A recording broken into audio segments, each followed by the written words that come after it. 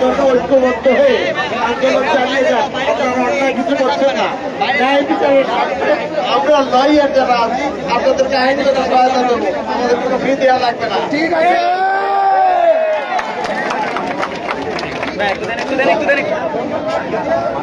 আমরা কালকে কালো জামা পরিত বাদ দেব, আমরা কাল থেকে লাল জামা পরার চেষ্টা করব। সবাই একসাথে একসাথে লাল জামায় আমরা বলিহার দখলে নিব ইনশাল্লাহ। আমরা আমাদের জায়গা থেকে চেষ্টা করবো।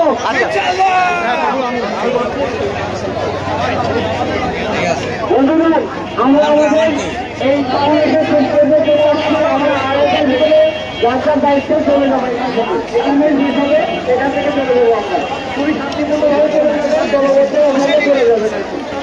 আর আগামীকাল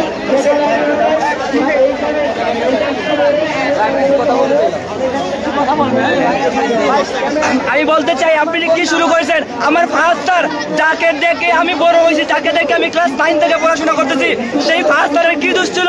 সেই ফাস্টার শুধু আমাদের ঢাকাতে আইসা ঢাকা বিশ্ববিদ্যালয়ের কাছে শুধু কিছু নাকি আমাদের সাহায্য করেছিল সেই ফাস্টার। আপনি সেই ফাস্টারকে ধরে নিচ্ছেন। আমাদের সেই ইয়াসিন ভাই যার কাছে ফিজিক্স পড়ে, আমি একটা এখন বিশ্ববিদ্যালয়ের স্টুডেন্ট, সেই শুভ ভাই যে শুভ ভাইয়ের কাছে আমি পড়ে আজকে ম্যাথ পড়ে, আমি একটা ইঞ্জিনিয়ারিং ইউনিভার্সিটি স্টুডেন্ট। সেই শুভ ভাইয়ের কি দোষ ছিল? তারা শুধু আন্দোলনে এসে আমাদের কিছুটা সাহায্য করেছিল। আপনি সেই শুভ ভাইকে উঠাই নিলেন, আপনি সেই ফাস্টারকে উঠাই নিলেন, আপনি সেই ইয়াসিন ভাইকে উঠাই নিলেন।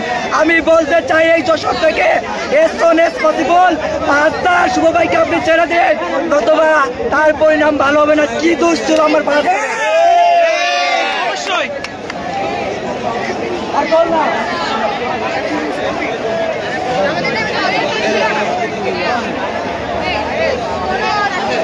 আজকের এই জনসমাবেশ বলে দেয় যশোর কেন সর্বপ্রথম স্বাধীন হয়েছিল।